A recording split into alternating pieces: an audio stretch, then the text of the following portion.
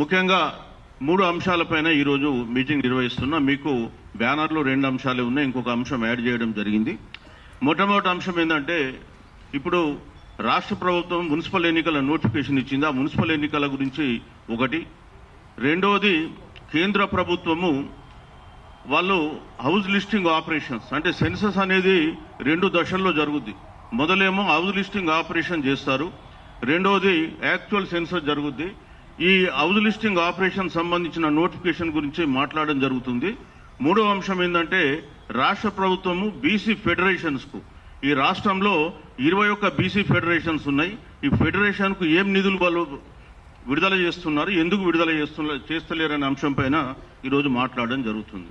So మొట్టమొదట municipal ఎన్నికల గురించి మనం మాట్లాడితే, ఇప్పటిదాకా మాట్లాడిన ప్రతి వక్త కూడా చెప్పింది ఒకటే, వాళ్ళందరి బాధ ఆవేదన కూడా అంతా ఒకటే. రాష్ట్ర ప్రభుత్వం చట్టపరంగా 42% రిజర్వేషన్ ఇస్తామని ఇవ్వకుండా మోసం చేసి ఎన్నికలకు వెళ్ళింది అనేటువంటి బాధ ప్రతి ఒక్కరు కూడా వ్యక్తం చేసింది. అది 100% వాస్తవం. వాళ్ళకి ఏమాత్రం కూడా మనసులో ఆలోచన లేదు మేము మోసం చేస్తున్నామని. మాకు కావాల్సింది ఎన్నికలు నిర్వహించుకోవాలి, మా పని మేము చేసుకోవాలి అంతే తప్ప బీసీలకు మేము మాట ఇచ్చినాం, అయ్యో ఈ మాట మేము నెరవేర్చకపోతే రేపు వాళ్ళ ముందు ఒక ద్రోహులుగా నిలబడతామనేటువంటి బాధ ఏమాత్రం కూడా వాళ్ళకు లేదు, ఏ పార్టీకి కూడా లేదు. ముఖ్యంగా ఇవాళ 42% రిజర్వేషన్ ఒకవేళ చట్టపరంగా సాధ్యం కాకపోతే మేము పార్టీ పరంగా ఇస్తామని చెప్పింది. మేము కోరేది ఒకటే, ఇప్పుడు మీరు ఎన్నికలకు ఎట్లాగో నోటిఫికేషన్ ఇచ్చిండ్రు, ఈ దశలో ఎవరు కూడా దాంట్లో ఇన్వాల్వ్ కాలేరు. ఓన్లీ ఎన్నికల కమిషన్కు ఆ స్వతంత్రత ఉంది కాబట్టి ఇంకా వాళ్ళ ఎన్నికలు ఆపడం ఎవరి తరం కూడా కాదు. కానీ ఇవాళ నామినేషన్స్ రేపటి వరకే నామినేషన్ లాస్ట్ డేట్. ఇప్పటికైనా మీరు స్పందించి, మీరు ఏదైతే మాట ఇచ్చిందో మేము 42% పార్టీ పరంగా ఇస్తామన్నారు, ఇప్పుడు ఆల్రెడీ మాకు 30% చట్టపరంగా వచ్చింది. ఇంకా మేము కోరేది ఏంటంటే, మా జనాభా 56%, ఓపెన్లో 50% ఉంది. ఈ ఓపెన్లో 50% ఉన్న దాంట్లో మాకు 25% ఇస్తే మాకు 30 వచ్చింది ఆల్రెడీ, ఇది 25 అంటే 55% మా జనాభా దామాషా ప్రకారం మాకు వస్తుందని అన్ని పొలిటికల్ పార్టీలకు విజ్ఞప్తి చేస్తున్నాం. మీరు ఎక్కడ బీసీలకు సీట్లు ఇచ్చిందో దయచేసి మీరు అది అనౌన్స్ చేయాలని చెప్పి కూడా కోరుతున్నాం. ఒకవేళ మీరు మా బీసీలకు 56% మా జనాభా దామాషా ప్రకారం మీరు ఇవ్వకపోతే 100% మీరు బీసీలకు ద్రోహం చేసినోళ్ళే, మీరు బీసీ ద్రోహ పార్టీలుగా మేము చిత్రీకరిస్తాం. ఎన్నికలలో కూడా మేము ఈ పార్టీలకు ఓట్లు వేయొద్దు, వీళ్ళు బీసీలకు ద్రోహం చేసిన విషయం కూడా మేము ప్రచారం చేస్తామని చెప్పి సభాముఖంగా తెలియజేస్తున్నాం. ఏమి ఎవరబ్బసం అండి, 56% జనాభాని మీరే లెక్కదీస్తారు, 42% ఇస్తామని మీరే చెప్తారు. అన్నింటినీ తుంగలో దుక్కి మీ ఇష్టం వచ్చినట్టు బిహేవ్ చేస్తుంటే బీసీలు, బీసీ సంఘాలు చూస్తూ కూర్చోవాలనా? సో అందుకే చెప్తున్నా మరోసారి, 100% ఈ రాష్ట్రంలో ఇప్పుడు బీసీ వాదం కొంత ప్రబలింది. మొన్న పంచాయతీ ఎన్నికల్లో కూడా దాదాపు 50.30% మేము సీట్లు గెలుచుకున్నాం. ఈ దాంట్లో కూడా 100% 56% మా జనాభా దామాషా ప్రకారం మాకు రావాలని చెప్పి మేము కోరుతున్నాం. మీరు నోటిఫికేషన్ 28 తారీఖు ఇస్తారు, 29 నుంచే నామినేషన్ అంట. అరే ఊపిరి పీల్చుకొని ఇస్తారా లేదా? ఒకవైపు తెలంగాణలో మహాకుంభమేళా నడుస్తుంది, సమ్మక్క సారలక్క జాతర. మరి తెలంగాణలో ఉన్న జనాభాలో దాదాపు ఒక 1/3 జనాభా అక్కడ పోయి ఉంటుంది. జనాభాలో మరి వాళ్ళు పండగ జరుపుకోవాలన్నా లేక ఇక్కడ వచ్చే నామినేషన్లలో ఉండాలన్నా? ఏం తెలంగాణలో పండుగ జరుపుకునే స్వేచ్ఛ కూడా తెలంగాణ ప్రజలకు ఇవ్వకుండా పోతారా? మీరు చేస్తారా? ఇదేనా మీరు నడిపిస్తున్నటువంటి ప్రజాపాలన? ప్రజాపాలన మాట్లాడితే ప్రజాపాలన, ఇదేనా ప్రజాపాలన? అరే 28 తారీఖు ఇస్తే 29 నామినేషను, మరి అక్కడ జాతర ఉందన్న విషయం మీకు తెలియదా? అరే ఒక ప్రపంచ స్థాయి జాతర, గ్లోబల్ జాతర, జిల్లాలకు ఖాళీ అయ్యి అక్కడ ఉంటే టకీమని ఇక్కడ నామినేషన్లు పెట్టుకున్నారు. సరే ఇప్పుడైతే పోస్ట్పోన్ చేయలేరు, కానీ కనీసం మేము అడిగినటువంటి రిజర్వేషన్లు మాకు ఇవ్వాలని చెప్పి మేము కోరుతున్నాం. అట్లనే మేము మా బీసీ ఐఎఫ్ కానీ బీసీ పొలిటికల్ ఫండ్ నుంచి చెప్పేది ఏంటంటే, జనరల్ స్థానాలలో ఎక్కడైతే ఓసీలు నామినేషన్ ఇస్తారో అక్కడ బీసీలు ఖచ్చితంగా నామినేషన్ వేయాలని చెప్పి నేను కోరుతున్నాను. దాన్ని మాత్రం వదలొద్దు. 100% జనరల్ స్థానాలలో బీసీలు నామినేషన్లు వేయాలి. ఒకవేళ 2 లేదా 3 బీసీలు ఉంటే మీరు ఏ బీసీకి ఓటేస్తారో ఆ బీసీకి ఓటేసుకోండి, తప్పు కాదనట్లే. కానీ ఓసీని మాత్రమే రంగంలో ఉండేటట్టు బీసీలు చూడొద్దు అని చెప్పేసి నేను ఈ సందర్భంగా అందరు బీసీ ప్రజలకు విజ్ఞప్తి చేస్తున్నాం. అట్లనే ఎక్కడైనా మీరు ఇబ్బందులు ఎదుర్కొంటే దయచేసి మాకు ఫోన్ చేయండి, మా చేతనైనటువంటి నైతిక మద్దతు మేము ఇస్తామని చెప్పి తెలియజేస్తున్నాం. నిన్ననే చెన్నూరు, మన మంచిర్యాల జిల్లాలో చెన్నూరు మున్సిపాలిటీలో ఒక మార్వాడ్ ఆయన ఘన్శ్యామ్ దాస్ ఆయన దేవుడు అనంట, ఓ బీసీ అతను సిద్ధి రమేష్ యాదవ్ అని, ఆ బీసీ అతను ఏం చేశాడంటే అది బీసీ మహిళకు రిజర్వ్ అయితే వీళ్ళు బీసీ సర్టిఫికేట్ తెచ్చుకున్నారట. మార్వాడీలకు కూడా బీసీ సర్టిఫికేట్లు ఇచ్చేంత ఉదార స్వభావం మన రెవెన్యూ డిపార్ట్మెంట్కి ఈ రాష్ట్రంలో ఉంది. అది ప్రాబ్లం. తెచ్చుకొని నామినేషన్ చేయబోతుంటే ఈయన ఆబ్జెక్షన్ చేస్తే ఇతని శవం ఇంటికి వస్తుందని చెప్పి వాళ్ళు హెచ్చరిస్తే నేను మళ్ళీ మంత్రి వివేక్ గారికి చెప్పడం జరిగింది. వారి కాన్స్టిట్యున్సీ వారు బీఫామ్ ఇవ్వాలి పాపం, అదేవిధంగా నేను యాక్షన్ కూడా తీసుకుంటానని చెప్పింది. సో మేము ఏం చెప్తున్నామంటే ఎక్కడన్నా ఇట్లాంటి బెదిరింపులు వస్తే 100% మా తరఫున మేము 100% వాళ్ళకు మోరల్ సాయం చేయడానికి రెడీగా ఉన్నాం. అట్లనే అందరూ కూడా మీరు జాగ్రత్తగా ఉండండి. ఖచ్చితంగా బీసీలకే మీరు బీసీలు ఓట్లేయాలని చెప్పి కూడా కోరుతున్నాం. అట్లాగే ఎస్సీ ఎస్టీలు కూడా మనందరం కూడా బహుజనులం కాబట్టి ఎక్కడ బీసీలు ఉన్నా మీరు ఓట్లేయండి. అదేవిధంగా ఎస్సీ ఎస్టీలు కూడా నిలబడ్డ దగ్గర బీసీలు కూడా వాళ్ళకు ఓటేసి గెలిపేయాలని చెప్పి కోరుతున్నాం. ఇది జనరల్ సీట్లలో, రిజర్వేషన్లలో ఎట్లాగో మనం వస్తాం, కానీ జనరల్ సీట్లలో ఖచ్చితంగా బీసీలు ఎస్సీ ఎస్టీలు అందరూ కూడా కలిసి ఒకే తాటిపై ఓటేసుకుని బీసీ వాదాన్ని, బహుజన వాదాన్ని గెలిపేయాలని ఈ సందర్భంగా నేను కోరుతున్నా. అట్లాగే ఇక కేంద్ర ప్రభుత్వం యొక్క సెన్సస్ గురించి మాట్లాడదాం. అసలు కేంద్రంలో ఉన్న రెండు ప్రధాన పార్టీలు, అటు కాంగ్రెస్ కానీ ఇటు బీజేపీ కానీ మొదటి నుంచి కూడా బీసీలకు ద్రోహం చేస్తూ వస్తున్నాయి. బీసీల సెన్సస్ అంటే వాళ్ళకి ఎందుకో కడుపు ఉంటా. ఒకవైపు ఎన్నికల ముందేమో మాకు బీసీలకు మేము కులగణన చేస్తామట, అధికారంలో లేనప్పుడు కులగణన చేస్తాం, అధికారులకు రాగానే కళ్ళకు బైర్లు గమ్మి పొరలు వచ్చేసి బీసీలు కనిపించారు, ఇక మళ్ళా కులగణన గురించి పక్కన పడేస్తాం. ఇది జరుగుతున్నటువంటి వాస్తవం ఈ దేశంలో. ఇంగ్లీషోడు పరాయివాడైనా 1881 నుంచి 1931 వరకు ఈ దేశంలో ఉన్న అన్ని కులాల జనాభా లెక్కలు చేసిండు. ఇవాళ ఆ జనాభా లెక్కలు ఉన్నది కాబట్టి మండల్ కమిషన్ 52% లెక్కగట్టి బీసీలు ఈ దేశంలో 52% అని 27% రిజర్వేషన్ రికమెండ్ చేయాల్సి. కానీ తెల్లదొరలు చేసిపోయింది. వాళ్ళు దేశాన్ని దోపిడీ పేరు మీద కాస్తో కూస్తో అభివృద్ధి చేసిపోతే ఈ నల్లదొరలు అభివృద్ధి పేరు మీద దేశాన్ని దోపిడీ చేస్తున్నారు. అందులో బడుగు బలైన వర్గాల్ని పూర్తిగా దొక్కిపడేస్తున్నారు. 1951లో కులగణన చేయాలని చెప్పి ఫైల్ పోతే నెహ్రూ పక్కన పడిస్తే కేవలం ఎస్సీ ఎస్టీలకు ఒప్పుకున్నాడు, వాళ్ళకు కొన్ని రాజ్యాంగపరమైన హక్కులు ఉన్నాయని. మరి అదే రోజు మాకు కూడా చేసి ఉంటే మాకు 1955లోనే కాకా కాలేకర్ కమిషన్ ఇచ్చిన రికమెండేషన్ అమలు చేసి ఉంటే రిజర్వేషన్లు వచ్చేది కదా. ఇవాళ బీసీలు ఇంత దరిద్ర పరిస్థితుల్లో ఎందుకు ఉండేది? ఇవాళ బీసీలలో కూడా బీసీలు ఉన్నారు, ఎంబీసీలు ఉన్నారు. ఈ ఎంబీసీల పరిస్థితి బీసీల కంటే చాలా చాలా అధ్వానం ఉంది, ఎస్సీ ఎస్టీల కంటే కూడా అధ్వానంగా ఉంది. కనీసం ఈ కులగణన దాంట్లో ఇలా మోసాలు నేను చెప్తా. మొట్టమొదట ఈ 1951లో ఎప్పుడైతే కులగణన మేము చేయమని నెహ్రూ పక్కన పెట్టిండు, ఆ తర్వాత మండల్ కమిషన్ వచ్చింది. మండల్ కమిషన్ రికమెండ్ చేసింది కులగణన చేయాలన్నారు. కాకా కాలేకర్ కమిషన్ చేయమన్నారు, కోర్టులు కూడా చేయమన్నారు. ఒకవైపు ఏమో కోర్టుకు వెళ్తే రిజర్వేషన్ గురించి మాట్లాడితే మీ లెక్కలే లేవు, మీ జనాభానే తెలియదు, మేము ఎందుకు రిజర్వేషన్ యాక్సెప్ట్ చేయాలని వాళ్ళు, వీడేమో చేయకుండా వీడు, ఇద్దరు కలిపి మోసాలు చేసుకుంటూ వచ్చిండ్రు. ఇంకా ముఖ్యమైన మోసాలు ఎట్లా జరుగుతున్నాయో మీకు మళ్ళీ చెప్తా. 2010లో ఈ కులగణన జరిగాలి ఈ దేశంలో. 2011 సెన్సస్లో అని పార్లమెంట్లో తీర్మానం పెట్టింది బీజేపీ, వేరే వాళ్ళు పెట్టలే, బీజేపీ పెట్టింది 2010లో. ఆ యునానిమస్గా పార్లమెంట్లో తీర్మానం అగ్రి అయింది. సాధారణంగా పార్లమెంట్లో యునానిమస్ తీర్మానాలు చాలా తక్కువ, కానీ కులగణన మీద అన్ని పార్టీలు ఒప్పుకున్నాయి. 2000 వీరప్ప మొయిలి గారు కూడా, ఆ డేట్లు కూడా చెప్తాను నేను ఇప్పుడు. 2010లో వీరప్ప మొయిలి గారు కూడా ఒక స్టేట్మెంట్ ఇచ్చిండు, మేము కులగణన ద్వారానే 2011 సెన్సస్ చేస్తామని చెప్పి. కానీ ఏం జరిగిందంటే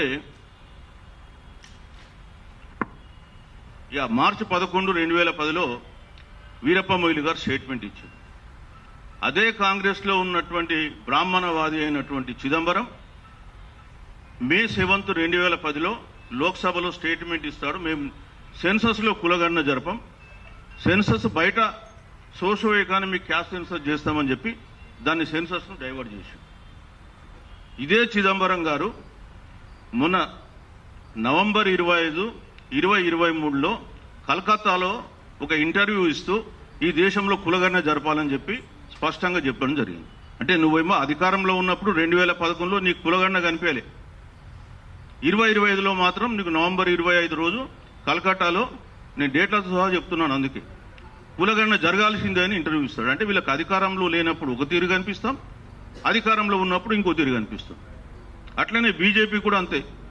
2010లో కులగణన జరపాలని తీర్మానం చేయించి 2000 రాజ్నాథ్ సింగ్ గారు ఆగస్టు 31, 2018 రోజు కులగణన చేస్తాం 2021లో అని చెప్పి పార్లమెంట్లో చెప్పి మళ్ళీ వీళ్ళు ఏం చేసిండ్రు, 2021లో civil appeal number 841/2021 Maharashtra versus union of India ఈ కేసులో ఏంటంటే అంతకుముందు సోషో ఎకానమిక్ క్యాస్ట్ సెన్సస్ జరిగింది కదా, ఆ లెక్క మాకు ఇవ్వండి, మాకు మున్సిపల్ ఎన్నికలకు వాడుకుంటాం, పంచాయతీ ఎన్నికలకు వాడుకుంటామని మహారాష్ట్ర అడిగితే అందులో తప్పులున్నాయని వీళ్ళు అబద్ధం చెప్పి సుప్రీంకోర్టులో అఫిడవిటేషన్లు మేము కులగణనకు వ్యతిరేకం, ఈ దేశంలో కులగణన జరగడం చాలా అసంభవం అని.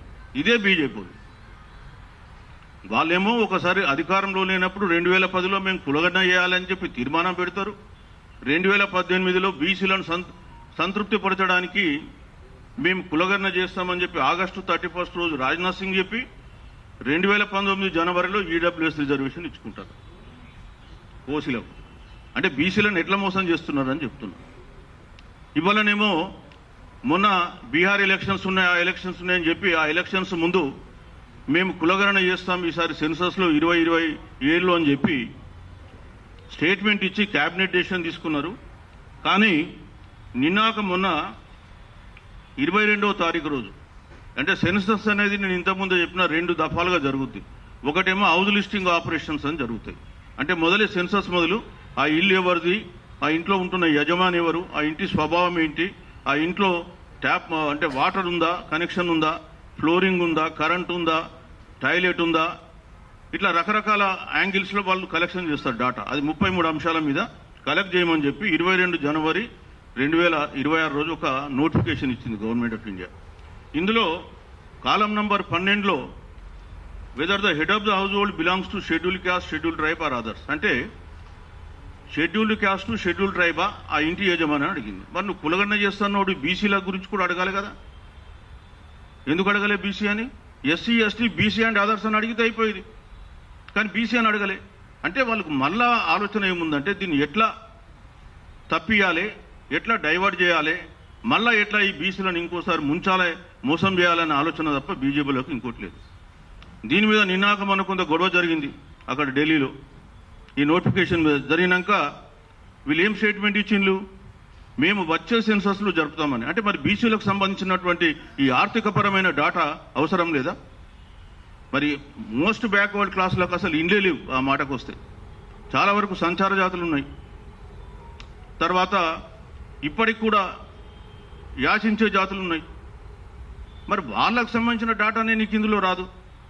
రేపు మరి బీసీలకు సంబంధించిన మీరు ప్లాన్ ఏం చేస్తారండి? వాస్తవానికి వాళ్ళందరూ కూడా స్వాతంత్రం రాకముందు 1935 నుంచి వాళ్ళందరూ కూడా డిప్రెస్డ్ క్లాసులలో ఉన్నారు. వాళ్ళు షెడ్యూల్ క్యాస్ట్తో ఈక్వల్గా ఉన్నారు వాళ్ళు. కానీ స్వాతంత్రం వచ్చినాక వాళ్ళందరినీ తీసుకొచ్చి ఇటు సంచార జాతులు, అర్ధ సంచార జాతులు అని వేరే బీసీలలో కలిపి వాళ్ళని ఎటు కాకుండా తయారు చేశారు. వాళ్ళ డాటా వస్తుంది కదా ఇందులో. దీని గురించి కూడా కాంగ్రెస్ పార్టీ వాళ్ళ అధినాయకుడు మాట్లాడితే 50% సీలింగ్ బ్రేక్ చేస్తా, గోడలు బద్దలు చేస్తా, ఏదో చేస్తానట్టయినా మరి ఎంతవరకు చేస్తున్నాడు? నిన్ననే పార్లమెంట్ స్టార్ట్ అయింది, గొడవ పెట్టండి పార్లమెంట్లో దీన్ని మార్చమని. వాళ్ళు ఏం చెప్తున్నారు, మేము వచ్చే సెన్సస్లో చేస్తాం 2027లో. అరే ఇప్పుడు దీంట్లో ఏమైంది, నీకేం నష్టం వచ్చింది ఇలా చేస్తే? ఆ విషయం చెప్తలే. అందుకే బీజేపీ మరొకసారి మోసానికి తెగబడ్డదని చెప్పేసి చెప్పక తప్ప. వాళ్ళు ఎట్లా దీన్ని డైల్యూట్ చేయాలి, సెన్సస్ను ఎట్లా కానియకుండా చూడాలనేది వాళ్ళ ఆలోచన. అందుకే బీసీ ప్రజలారా కొద్దిగా గమనించండి, కళ్ళు తెరవండి అని చెప్తున్నాం. ఎందుకంటే ఈ పార్టీలు మీరు కళ్ళు తెరవకపోతే ఇట్లానే మోసం చేస్తాయి. మీరు భుజాల మీద వేసుకొని వాళ్ళని మోసినంతసేపు వీళ్ళని మనం తొక్కుతూనే ఉంటారు. అదే జరుగుతూ ఉంది. ఎంత దగా అండి ఇది. నువ్వు ఒకవైపు కులగణన చేస్తా అంటావు, ఇంకోవైపు హౌస్ హోల్డింగ్ లిస్టింగ్ ఆపరేషన్లో బీసీలను తీసుకున్నంటే నీ ఉద్దేశం ఏంటి? మరి అది కూడా చెప్పండి ఓపెన్గా మేము చెయ్యము అని. ఏం జరుగుతుందో జరుగుద్ది. బీహార్ ఎన్నికల ముందు పోయి కులగణన చేస్తామని చెప్తారు దేశం అంతా. ఇప్పుడు మళ్ళీ ఎలక్షన్స్ ఉన్నాయి కాబట్టి తమిళనాడు, వెస్ట్ బెంగాల్ ఇంకా కొన్ని, సో మళ్ళీ ఒకసారి వచ్చే సంవత్సరం అంటాడు. ఆ వచ్చే సంవత్సరం ఆ తర్వాత ఇప్పుడు కాదు మళ్ళీ ఇంకోసారి అంటాడు. ఎందుకంటే ఇంతకుముందు జరిగింది అదే కదా. 2011లో చేస్తామన్న కాంగ్రెస్ పార్టీ ఏమో మళ్ళీ సోషో ఎకానమిక్ క్యాస్ట్ సెన్సస్ 5,000 కోట్లు ఖర్చు పెట్టి దాన్ని తీసుకెళ్లి చెత్త కుప్పలో పడేశారు ఆ సర్వేను. ఈ రోజు వరకు ఆ సర్వే వెలుగులోకి రాలే, వెలుగు చూడలే. ఈ పొలిటికల్ పార్టీలు బీసీల జీవితాలతో ఆడుకుంటున్నాయి ఈ దేశంలో. కాంగ్రెస్ పార్టీ సామాజిక న్యాయం అని చెప్పుకునే ఆ పార్టీ బీసీలకు రిజర్వేషన్ రావడానికి 46 సంవత్సరాలు పట్టింది. దానికి కారణమే వాళ్ళు. ఇవాళ బీసీల అధోగతి పడ్డానికి కారణం కాంగ్రెస్. మేము అన్ని పార్టీలను తిడుతున్నాం, మీ పార్టీ ఆ పార్టీ అనేం కాదు. అందుకనే బీసీ ప్రజలు చాలా సీరియస్గా ఆలోచించాలి. వాళ్ళు దీనిపైన రెస్పాండ్ కావాలి. రేపు రాబోయే మున్సిపల్ ఎన్నికల్లో వీళ్లకు మనం తగినటువంటి బుద్ధి చెప్పాలి. 42% రిజర్వేషన్ ఇస్తామంటారు మీరే, తుంగలో దొక్కుతారు మీరే. మళ్ళీ ఎన్నికలకు ముందు వచ్చేసి తామేదో గొప్ప చేస్తున్నట్టు నటిస్తున్నది మీరే. బీఆర్ఎస్ పార్టీ కూడా బీసీల పట్ల 1% చిత్తశుద్ధి లేదు. 100% ఆ పార్టీ కూడా యాంటీ బీసీ పార్టీ. ఈ రోజు కూడా వాళ్ళ బీసీల పైన ఒక స్టాండ్ తీసుకోలేదు. ఇకపోతే నిధుల గురించి మాట్లాడతానని చెప్పిన. ఇవాళ తెలంగాణ రాష్ట్రం వచ్చిన తర్వాత ఇప్పటి వరకు 21 లక్షల కోట్లు బడ్జెట్ ద్వారా ఖర్చు అయినాయి. ఇలా ఏం తేడా లేదు, మీరు కావాలంటే మన గవర్నమెంట్లో వెరిఫై చేసుకోవచ్చు డాటా. 21 లక్షల కోట్లు ఖర్చు పెట్టిండ్రు.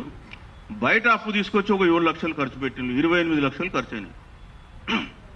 28 లక్షలు ఖర్చు పెట్టి బీసీలకు ఎంత ఖర్చు పెట్టిండ్లే? బీసీ డిపార్ట్మెంట్ ద్వారా 28,700 కోట్లు ఖర్చు పెట్టింది. అరే బీసీలు మనుషుల్లా కనిపిస్తలే మీకు? కాదు కాదు, 12 ఏళ్లలో 12 సంవత్సరాలలో 28 లక్షల కోట్లు మీరు ఖర్చు పెట్టి బీసీలకు ఇచ్చింది ఎంత? 28,750 కోట్ల చేంజ్ ఉంటుంది. అంటే 1%. అట్లనే అంటే దాంట్లో ఆ పెద్ద మనిషి కూడా ఉన్నాడు. ఎవరు? పాత గవర్నమెంట్లో ఎంబీసీ కార్పొరేషన్ ఒక కార్పొరేషన్ ఏర్పాటు చేసిండు. 2017లో 35 కులాలను చేసిండు. తర్వాత అనాథలను తీసుకొచ్చాలో కలిపి 36 కులాలు చేసిండు. 2017లో ఏర్పాటు చేసిన కార్పొరేషన్కు 4,800 కోట్ల బడ్జెట్ కేటాయించి ఖర్చు పెట్టింది ఎంత అంటే 12 కోట్లు. అంటే వీళ్ళు మొదలే అత్యంత నిరుపేదలు, పేదలు. వాళ్ళ బడ్జెట్ కూడా నువ్వు తీసుకుపోయి ఇరిగేషన్ ప్రాజెక్టులలో పెడితే 12 సంవత్సరాలలో బీసీలకు కేటాయించింది 68,000 కోట్లు బడ్జెట్లో. ఈ సంవత్సరం కలుపుకొని 11,200 కోట్లు ఈ సంవత్సరం పెట్టిండు. అంతకుముందు కూడా 9,200 పెట్టిండు. మొత్తం కలిపితే 68,000 కోట్లు అయింది బడ్జెట్. అందులో మాకు పెట్టింది 28,000 కోట్లు. అంటే 40,000 కోట్లు బీసీలకు రావాల్సిన డబ్బులు తీసుకెళ్లి ఇతర ప్రయోజనాలకు వాడుకున్నారు. ఎట్లా వాడుకున్నారో మీకు చెప్తాను నేను. ఇవాళ కాళేశ్వరం ప్రాజెక్టు ఉంది. కాళేశ్వరం ప్రాజెక్టు 2013-14లో 35,000 కోట్లతో స్టార్ట్ అయింది. తుమ్మిడిహట్టి నుంచి వాటర్ తీస్తామని. ఆ తుమ్మిడిహట్టిని తీసుకెళ్లి మేడిగడ్డ దగ్గర పెట్టి 85,000 కోట్లు ఖర్చు పెట్టి దాన్ని ఎస్టిమేట్ పెట్టి 90,000 కోట్లు ఖర్చు పెట్టింది ఇప్పటికి. అంతకుముందు తుమ్మిడిహట్టి దగ్గర అక్కడ ఒక 6,000 కోట్లు ఖర్చు అయినాయి. అవన్నీ వృధా అయిపోయినాయి. 96,000 కోట్లు ఖర్చు అయినాయి. ఇప్పుడు అది ప్రాజెక్టు పూర్తి కావాలంటే ఇంకో 1,00,000 కోట్లు కావాలి. ఎవడబ్బా సొమ్ము అండి ఇది? ప్రాజెక్టుల పేరు మీద దోసుకుండు తప్ప. అట్లనే మొన్న స్పెషల్ అసెంబ్లీ సెషన్ పెట్టిండ్రు. మొన్న జనవరి 2 రోజు ఉత్తమ్ కుమార్ రెడ్డి గారు ఒక ప్రజెంటేషన్ ఇచ్చిండు, సాగునీటి శాఖ మంత్రి. ఆయన ఏం చెప్తుండు? పాలమూరు రంగారెడ్డి లిఫ్ట్ ఇరిగేషన్లో 2017లో అడ్మినిస్ట్రేటివ్ శాంక్షన్ ఇచ్చినప్పుడు 28,500 కోట్లు ఆ ప్రాజెక్టుకు శాంక్షన్ ఇచ్చిండు అప్పుడున్న ముఖ్యమంత్రి. తీరా దాన్ని మళ్ళా తీసుకెళ్లి 2010లో సెంట్రల్ వాటర్ కమిషన్కు రిపోర్ట్ ఇచ్చేటప్పుడు జూరాల రిజర్వాయర్ బ్యాక్ వాటర్స్ నుంచి తీసుకెళ్లి శ్రీశైలంకు పెట్టి దాన్ని 65,000 కోట్లకేదో ఎస్టిమేట్ పెంచిండు. వాళ్ళు 28,000 కోట్లు ఖర్చు పెట్టిండ్రు. ఇవాళ వీళ్ళు 7,000 కోట్లు ఖర్చు పెట్టిండ్రు. 35,000 కోట్లు ఒరిజినల్ ప్రాజెక్టు కంటే డిజైన్ కంటే ఎక్కువైంది. ఇవాళ అది ప్రాజెక్ట్ కంప్లీట్ కావాలంటే ఇంకా 1,00,000 కోట్లు కావాలంట. అంటే బీసీలకేమో ఎండబెడతారు, వాడు చచ్చిపోయిన పర్వాలే, ఆత్మహత్య చేసుకున్న పర్వాలే, ఏమైనా పర్వాలే, కానీ మీ కమిషన్ల కోసం మాత్రం కాంట్రాక్టర్లకు డబ్బులు దోచిపెడతారు. ఇదే కదా జరుగుతున్నటువంటి తెలంగాణ. సో మరి బీసీలు ఎవరు అడుగుతలే. ఇప్పుడు 42% రిజర్వేషన్ మీద అందరి డైవర్ట్ అయిపోయే వరకే ఇష్టారీతిలో అక్కడ దోసుకుంటుంది. ఈ ప్రభుత్వం కూడా ప్రతి సంవత్సరం కామారెడ్డి డిక్లరేషన్లో 20,000 కోట్లు ఇస్తామని బీసీలకు ప్రామిస్ చేసింది. రాగానే వీళ్ళేదో చిత్తశుద్ధి ఉన్నట్టుగా అప్పటి వరకు 12 కార్పొరేషన్లు ఉంటే కొత్తగా 9 కార్పొరేషన్లు చేసిండ్రు. ఇవాళ మొత్తం 21 కార్పొరేషన్లు ఉన్నాయి. ఈ 21 కార్పొరేషన్ల పేర్లు ఇక్కడ ఉన్నాయి.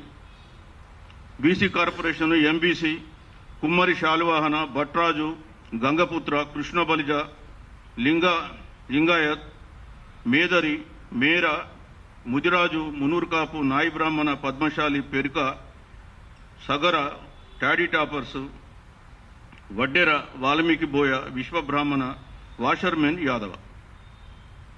ఈ 21 కార్పొరేషన్లకు వీళ్ళు ఏం చేసిండ్రు? మొన్న లాస్ట్ ఇయర్ కూడా 2,800 కోట్లు అలాట్ చేయించిండ్రు. ఈ సంవత్సరం 2,800 కోట్లు అలాట్మెంట్ ఇచ్చిండ్రు. ₹1 రిలీజ్ చేయాలి ఇప్పటి వరకు. అతడి కంటే గనుడు ఆచంట మల్లన్న అన్నట్టుగా వీళ్ళు చేసిన పని అది. వాడన్నా చేయలేరబ్బాయి అనుకుంటే 12 కోట్లు ఖర్చు పెట్టిండు ఎంబీసీ, వీళ్ళు రూపాయి కూడా ఖర్చు పెట్టలేదు. ఈ మరి సంఘాలు ఏం చేస్తున్నాం, మేమేం చేస్తున్నాం మాకైతే అర్థమవుతుంది, ప్రజలు ఏం చేస్తున్నాం. సో అటువైపేమో కాంట్రాక్టర్లకు దూషిపెడుతుండ్రు.